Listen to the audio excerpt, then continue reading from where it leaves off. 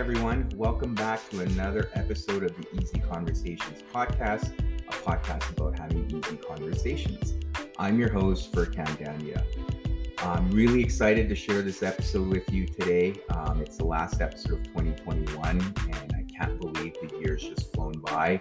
So I wanted to thank everyone that's tuned in throughout the year and listened to all the episodes. Typically, I wouldn't release an episode over the holiday season, but I really wanted to share this with you as we approach the new year. This episode has Dr. Rich from Live Light Club come on here and talk about sleep. I had the luxury of recording this episode a couple months ago, so I implemented a lot of things that Dr. Rich shared with me in this episode, and I can tell you it's really improved my productivity and overall emotional regulation, and I feel more in control. So in this episode, Dr. Rich shares some tools and tips or little tricks we can implement into our daily routine that can really improve our sleep. And then overall, the effect of that is improved productivity and improved creativity. So I hope you can get a lot of this episode, and I really hope you've had a restful holiday season, and I wish you a happy new year. And, I'm hoping 2022 is going to be a great year for everyone. Thank you.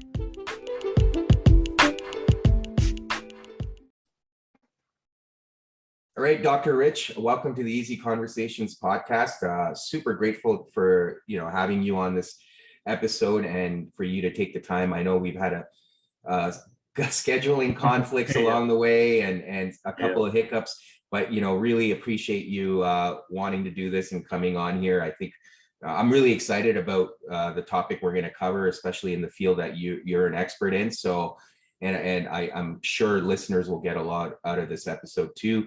But before we get started, I want to give you an opportunity to talk about what it is that you do, where you're located, and some of the areas you specialize in. Yeah, so I'm over in England, UK, in Manchester, and I'm a second year medical doctor. So I finished medical school about 14 months ago. And towards the end of my medical school training, I got quite interested in sleep. So I spent about 2 years learning as much as I could about sleep enhancement, researching a bit about sleep, and doing some clinical placements at different sleep clinics. And I've learned quite a lot. And I realized that there isn't much available for people who want to sleep better. There isn't much definitive actions and support services that could actually be utilized. I don't know if it's just the UK thing, but it seems through speaking with people at Live Light, it seems to be worldwide. There just isn't much to help people with sleep. So I sort of put together everything I knew and set up a company called Live Light, and our aim is to help improve sleep. Our actual aim is to help the world achieve a good night's sleep in an easy way and to improve mental well-being. So we set up the company. We're making a product that supports sleep from start to finish, and we've been working that up. So far we've done some clinical sleep trials. We're about to go to investors to get money to build our product, and then we're hopefully going to be building out the Live Light vision from there.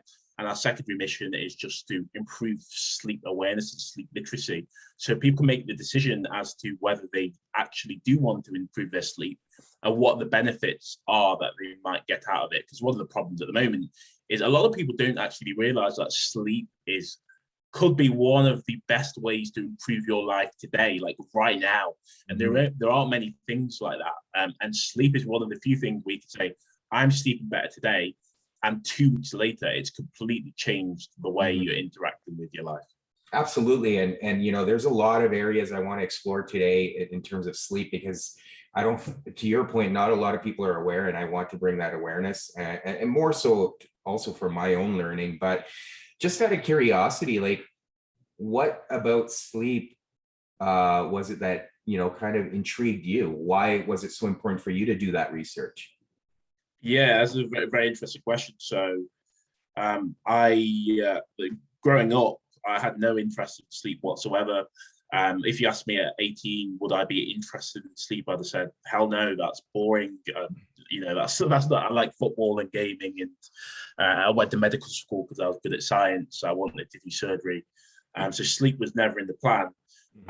But coincidentally, I got interested in dreaming, I don't really even know how that happened, but I started getting interested in dreaming, started recording my dreams. And obviously, the more you sleep, the more dreams you have. So I actually started sleeping a proper amount. I was sleeping about 6 to 7 hours before, and I wanted to start sleeping 8 hours so I could have more dreams, because you get most of your dreams at the end of your sleep, because that's when you get REM. Coincidentally, when I started sleeping better and sleeping 8 hours consistently, and this was in my 4th year in medical school, I noticed my concentration started improving, my energy levels started improving, my mood started improving. I was like, hold on, I think this is happening because I'm sleeping better consistently. I noticed an upward trajectory in the way I felt, and I felt so much more productive, and it sort of felt like I was, a new person. And this was from coincidentally sleeping better. So I had the experience of sleep changing the way I interact with the world through sleeping better. I was like, hold on, I'm in, fairly educated guy, I'm in medical school, and I didn't even spot that this could have such a big impact. So when I realized, okay, wow, sleep could have a big impact, and I started reading a bit more about it, I realized just how little information there is and just how much is available for people who want to improve their sleep. I realized there's a massive dearth of information and a massive gap to be filled here, to help people improve their lives. And when you start digging into the research, there are actually some well-known, definitive, easy methods that you can start integrating into your life to build a good sleeping habit that works for you. It isn't rocket science. It just hasn't been implemented in a way that has been adopted in the general population. So that just caught me from there, and I just sent myself in learning everything I could about sleep, because it's quite logical as well. And that fits in with my personality. I like learning about logical things that you can piece together in, fairly exact ways. Sleep's actually quite logical, quite simple, quite straightforward. And it just snowballed from there, turned into Live Light. And you can learn a lot when speaking to people about the sleep. There's very common themes in why people aren't sleeping properly.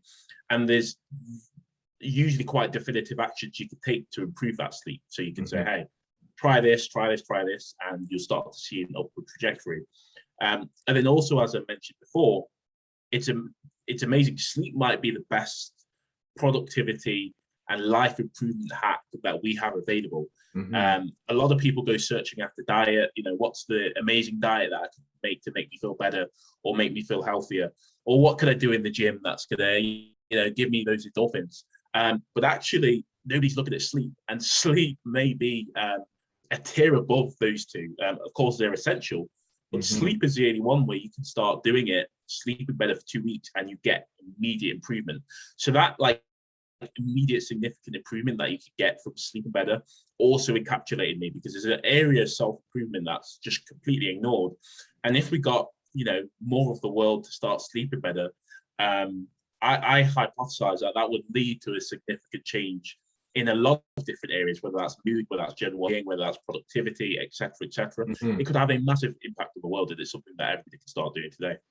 Yeah, no, that's amazing. And I mean, I have so many questions for you, but starting off with, so, I mean, when we talk about sleep and lack of sleep, the obvious things that you've also touched on is our focus, our productivity, our mood, but there's also certain hidden benefits of improved sleep. And I think that's even our bodily functions and how our gut reacts and how we're able to digest food. And what are some of those hidden benefits that people obviously don't know about? I've read about a lot of research, even with improved sleep, how it can improve your performance as an athlete. But yeah, what are some of those hidden things that people don't understand or take for granted? Yeah, or don't appreciate. One of the big ones is probably emotional regulation. So I always thought I was kind of just like a moody person. I'd have a short temper, I'd fly off the handle. I probably was a little bit like that anyway. But sleep, my poor sleeping self compared to my good sleeping self, there was a massive difference in my ability to stay calm and regulate my emotions. I noticed a significant change. And that can have very real impacts on your life. If there's one version of yourself that's able to stay cool, calm, and collected, and one version of yourself that's moody and flies off the handle all the time, that's going to affect your work. That's going to affect your relationships. That's going to affect the things that you can do in your life. So that's one. You can have a stepwise change in your emotional regulation. Number two is your creativity. And this is huge. So from what we know about sleep at the moment, there's different phases of sleep that you might have heard of. There's light sleep, deep sleep, and REM sleep. Light sleep is best described as a transition phase to help you get into deep sleep. There's a little bit of a restorative function there, but not much. It's mainly to get to deep sleep.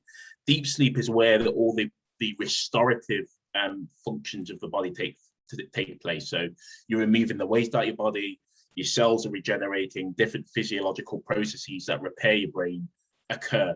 And then the third stage of sleep, which we don't know a lot about, is REM sleep. And this is where we dream. And the thing about REM sleep is what we think occurs during REM sleep is the brain undergoes this process where it makes links between different abstract ideas, okay? So all the things that have been invented that people go, whoa, why didn't I think of that? Is essentially by making links between two abstract ideas that you might not otherwise have made a link to before. And REM sleep is the phase in which these abstract neurological links are made. Okay, so it's the phase of creativity.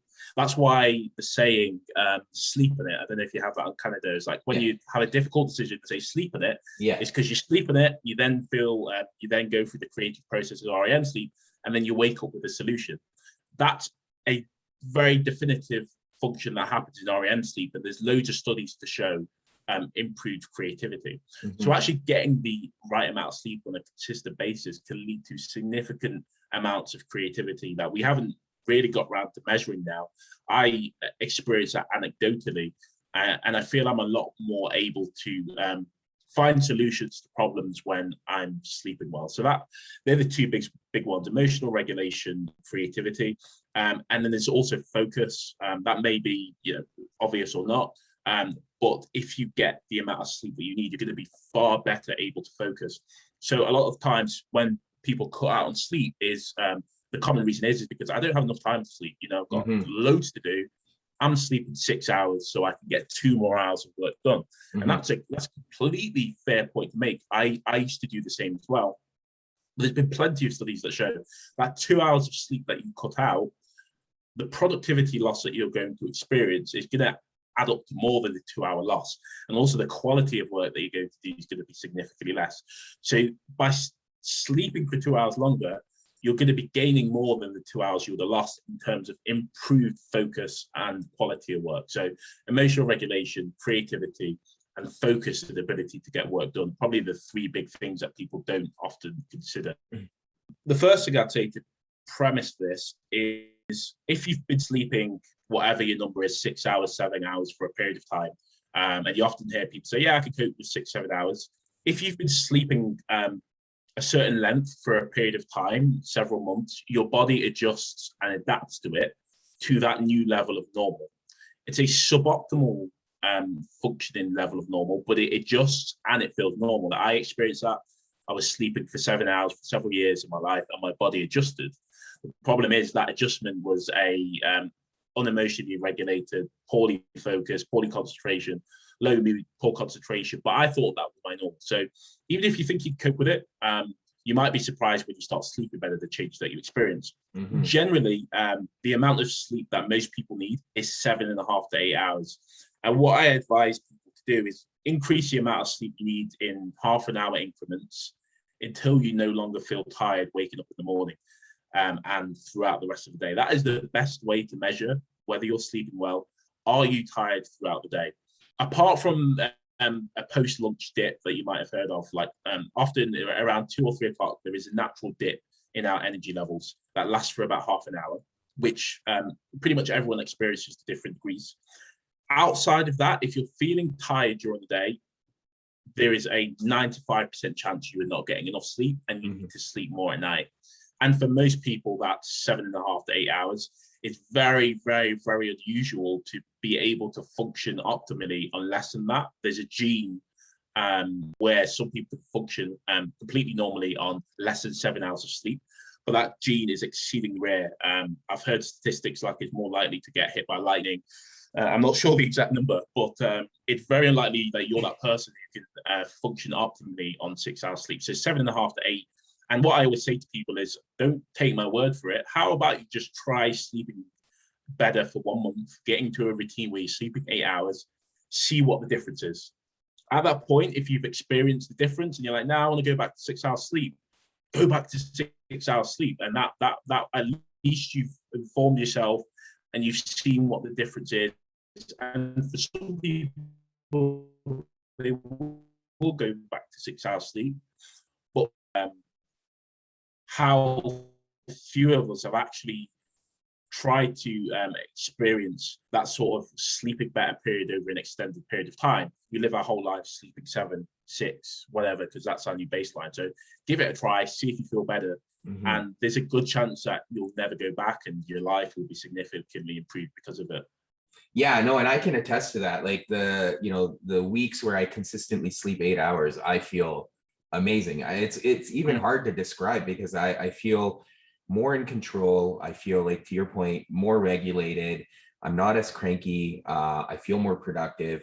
Overall, my mood feels better. So right. I can attest to the 8 hours because I've experienced it. Now, the challenge is the consistency, right? And I think that's where a lot of people struggle.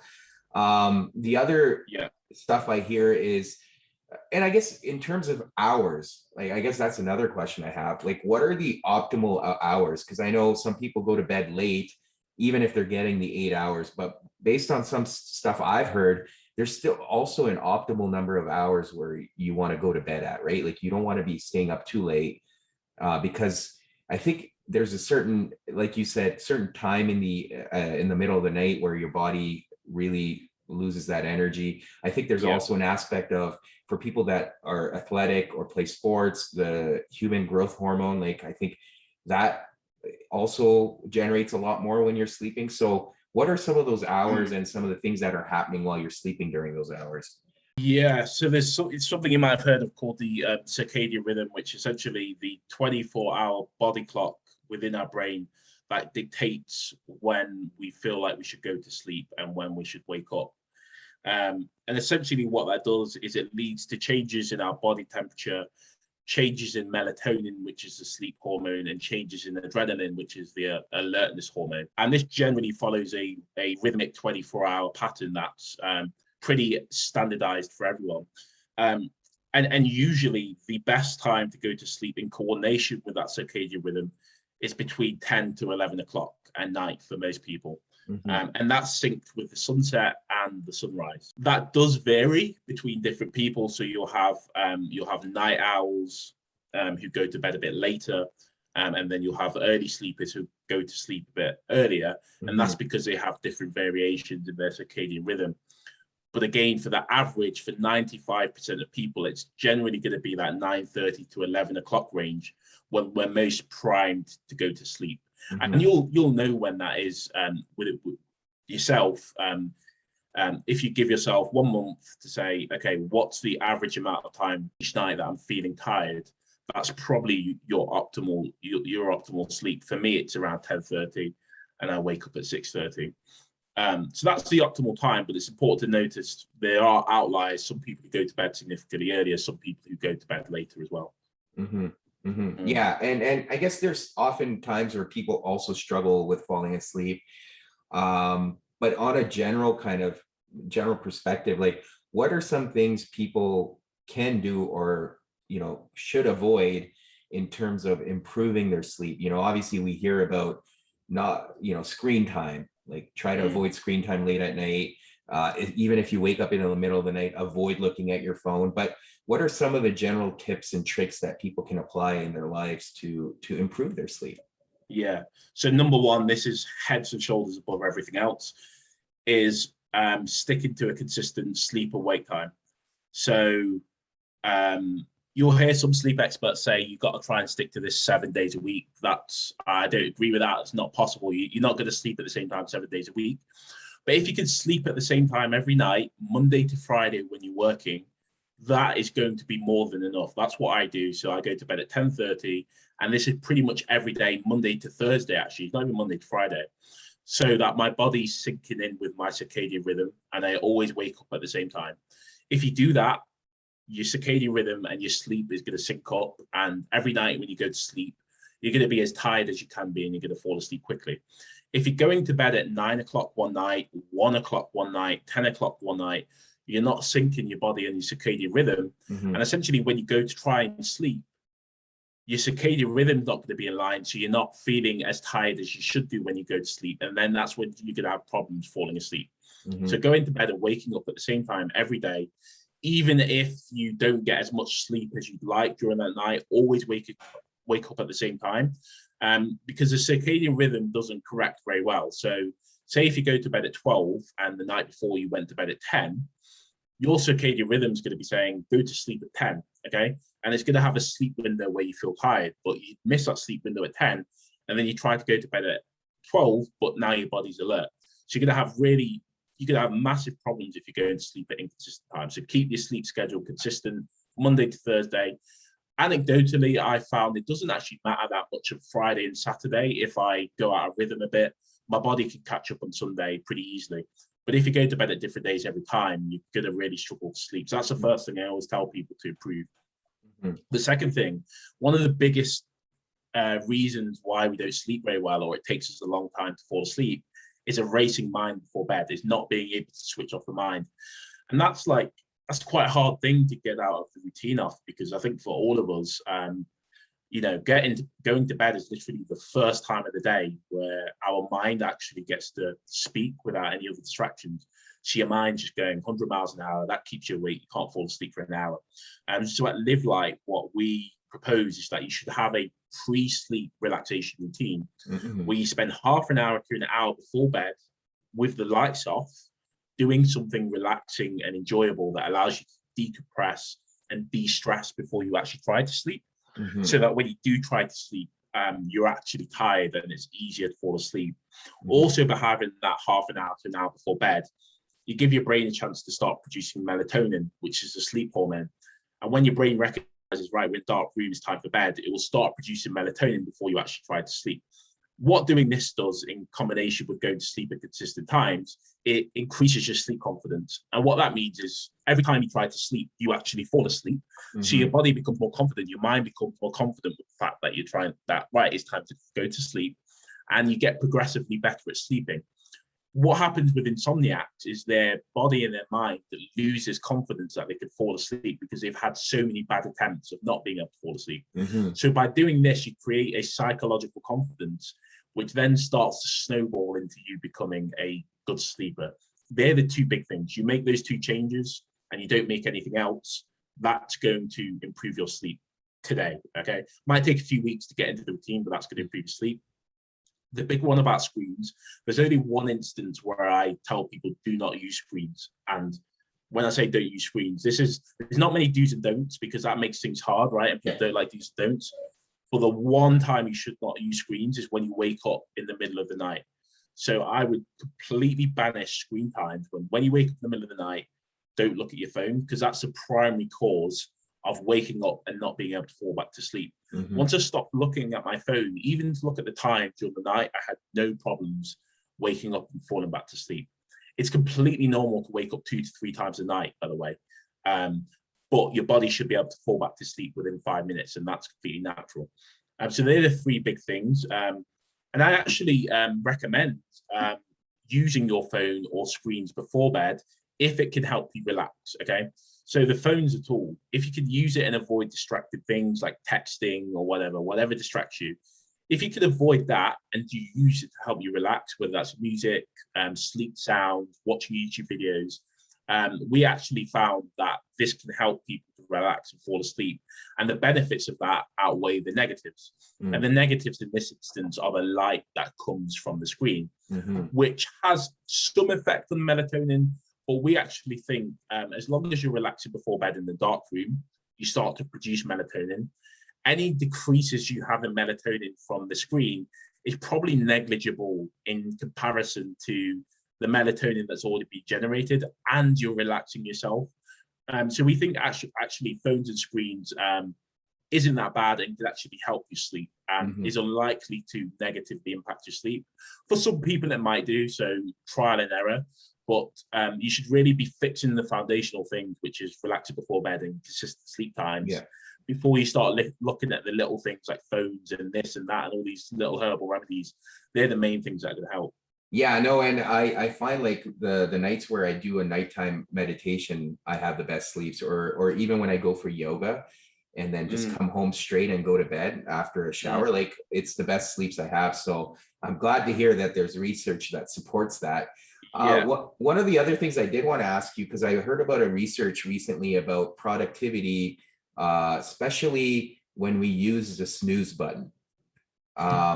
So obviously, you know, a lot of people snooze. They're like, okay, I'll get an extra 10 minutes, 20 minutes of sleep. I'm not ready to wake up.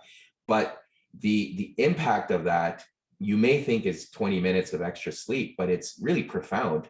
What have you found in your work? Yeah. So I guess that's probably when we speak about what is Live Light trying to change fundamentally, this is probably the biggest thing in 15 years' time, if we still exist and everybody in the world is sleeping with Live Light, it's literally going to be because of this reason. So the snooze and the alarm will not exist in 20 to 30 years. That's my hope. So 100 years ago, we didn't have phones and we didn't have alarms, and guess how we woke up? We went to sleep with the sunset and we woke up with the sunrise, and we woke up in a natural way. What happens now is your alarm wakes you up, and it wakes you up unnaturally when your body's not ready to wake you up. And the reason why this is a problem is because when we wake up naturally, we wake up in light sleep, okay? When we wake up with an alarm, we wake up either in light sleep or deep sleep, depending on where the alarm falls. If we wake up in deep sleep, which is the unnatural state of sleep to wake up from, we wake up feeling groggy, shocked, stressed, and tired out of sleep. And this happens quite often, especially if you're not sleeping enough. And when you're snoozing repeatedly, you're essentially just repeatedly waking yourself up out of deep sleep. You're hitting yourself over the head with a baseball bat repeatedly, shocking yourself repeatedly out of sleep. And this leads to something called sleep inertia, where we essentially feel groggy for an extended period of time. And that's one of the main clinical sort of negatives to using the snooze is you essentially wake up just completely dazed, and it lasts an extended period of time. And waking up out of light sleep, you wake up feeling refreshed, you wake up in a good mood, you wake up feeling ready to go. From a psychological perspective, you wake up with momentum. You jump out of bed, you're like, right, let's go and get that day. Although we can't quantify that, what's the difference when you wake up out of bed feeling like, right, I had a great sleep, I'm ready to go, let me go and attack the day, versus I don't want to get out of bed, you know, I'm feeling unmotivated, I'm feeling stressed. That's going to have significant ripples across the rest of your life. So if you are going to use your alarm, you say don't snooze, because there's a good chance you're going to be waking up out of deep sleep. What we're doing at Live Light is essentially reproducing the sunrise effect, right? So you use what's called a wake-up light. It's a sunrise simulator. Half an hour before you wake up, it reproduces a natural sunrise in your room, lightens up the room. And you may think, I don't want to wake up in a light room, but wait till you try it. What happens, the light enters your eyes whilst you're asleep, half an hour before you wake up, gradually increasing in light intensity. What the light does is it hits receptors in the eyes, and it gradually pushes you out of deep sleep into light sleep. So you always wake up reliably out of light sleep, waking up refreshed every single day, compared to an alarm that wakes you up refreshed maybe once or twice a week, depending on where it falls. So we're really trying to create something that reliably reproduces a natural awakening from sleep, so that you wake up feeling rejuvenated. No, that's great. And I guess in terms of what I was, the study I was alluding to, they said when you do snooze, I think that extended period of time you were referring to is typically 4 hours. So just to give people an idea of the impact that can have, like for 4 hours, you're going to be groggy and unproductive. So it's just the importance. One of the last things I wanted to touch on, just more so because I'm super curious, but in terms of sleep, and you talked about dreams. I think Freud had talked about the whole our subconscious thoughts that come to us when we're dreaming, stuff that we've tucked away. Based on the work you've done, or because I know you said you were like recording dreams and stuff, is there some truth to it? And what is the source of our dreams? Often, I find like if I'm really stressed out about something or I'm thinking about it throughout the day, chances are I might dream about it. But what's going on when we're in that state? Yeah. So there's a few different things that we know so far go on in dreams. But probably the most boring one is things that we did during the day. Yeah. We replay it in our dreams to consolidate the learning. So say if you're doing a manual task, like you've just started learning how to control an airplane and you're doing all these new tasks, you'll then repeat these tasks in your dream. And in the dreams, you'll create neuronal connections that consolidate your learning so that tomorrow, when you go to control the airplane, you can do stuff instinctually. And there's been studies that actually show that, right, play a piano, learn this pattern, have a nap, come back, and they're 20% better at playing the piano because of the neuronal connections that are developed. So just like frank improvement in skills. Number two, the one we spoke about earlier, connecting abstract patterns between things.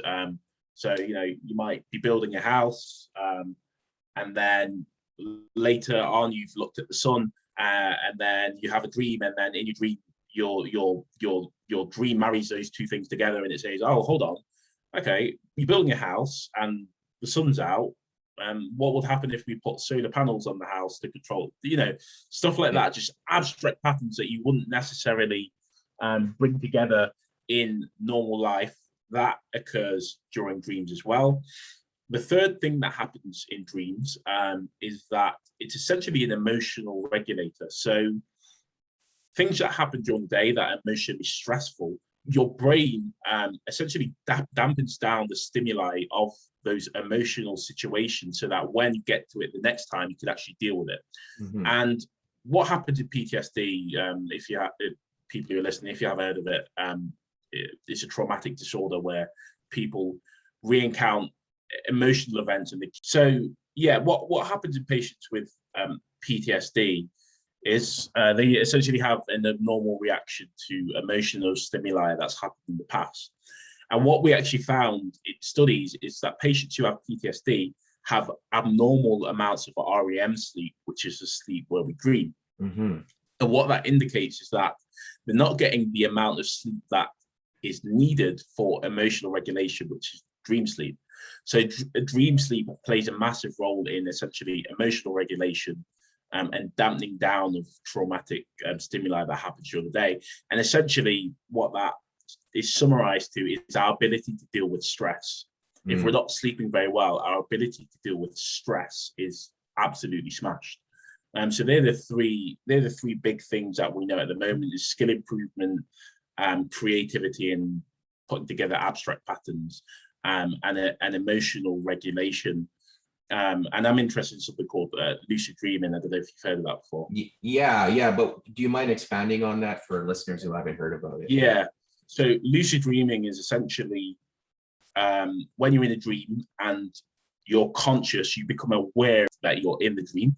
And then you're able to essentially control the dream from that point onwards and experience sensations within the dream as if that dream world was a real world action. Okay. So often what happens the first time you have a lucid dream, you sort of in the dream, the dream's a lot more vivid than usual. And then you experience a moment and you're like, whoa, I'm in a dream.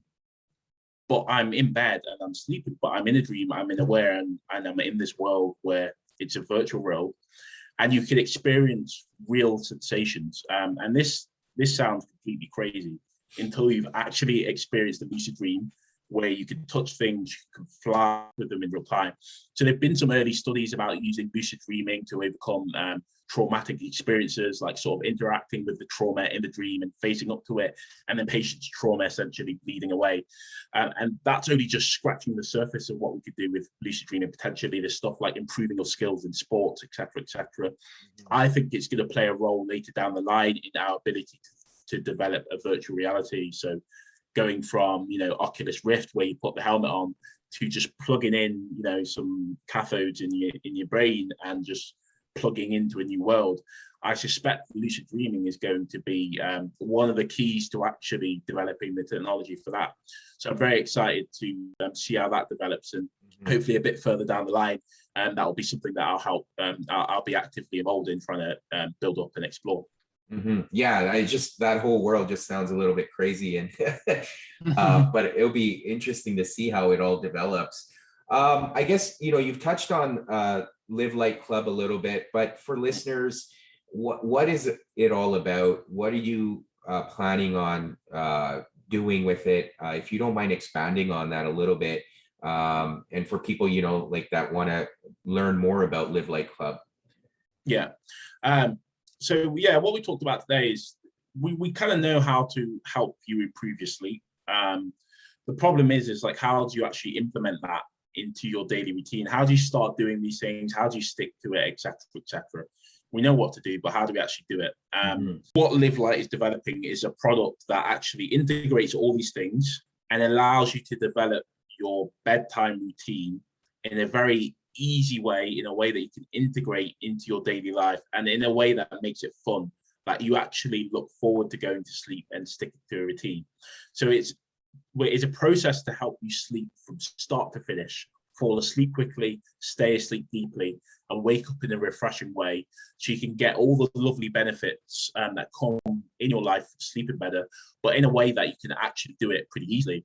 And the way we're doing that is we're combining a sunset and sunrise simulated light and a mobile phone app together. And the way that works is it simulates a sunset over a period of about 30 minutes before you go to bed.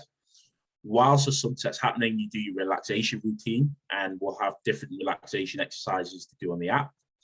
And that helps you fall to sleep quickly, and you can personalize it to how your routine suits you. And then if you want help staying asleep, you can produce sleep sounds from the mobile app. And then in the morning, it simulates a sunrise to help you wake up naturally. And this could all be fully customized on the mobile app. So at the moment, you can get wake up lights. They exist, but they aren't on a mobile app. So that means you can't really personalize it. You can't get all the different sounds that you want to use. It's really hard to integrate into your personal routine. By combining the two, it just makes it really easy to build a good sleeping life in a very simple way. So you can achieve the best sleep that you could possibly achieve in a short space of time, compared to having to trudge through Google and all the different self-help, sleep, herbal remedies, all that nonsense. It might take you a year to build the sleep routine that you want to build. Whereas with what we're developing at Live Light, it might take you a week, and then you're sleeping well for the rest of your life, and you're actually enjoying the process of going to sleep. So that's what we're doing. We're developing that product, and we're essentially building our company around it. It's also going to pair up as a mental well-being companion app, where we're essentially trying to help people integrate good mental well-being practices that help them improve their life in a stepwise manner, and their mental well-being in a stepwise manner, in a way that could be easily integrated. So for a lot of us, it's quite hard to actually stick to mental well-being habits, even though we'd love to do it. And really what we're trying to do is demystify that and create a mobile application that makes it easy to stick to mental well-being habits and that fit into your daily routine in a reasonable way. And that's really what we're doing. And we're hoping, within 10 years' time, we help 100 million people to sleep better. And we help another 50 million people to improve their mental well-being. And if we could do that, we'll be on course. So we're aiming to get our product out. It's probably going to be spring next year, summertime next year, because hardware products take a long time and a lot of money, and a lot of money to make. So we're going through the process of trying to get the money to make the product now.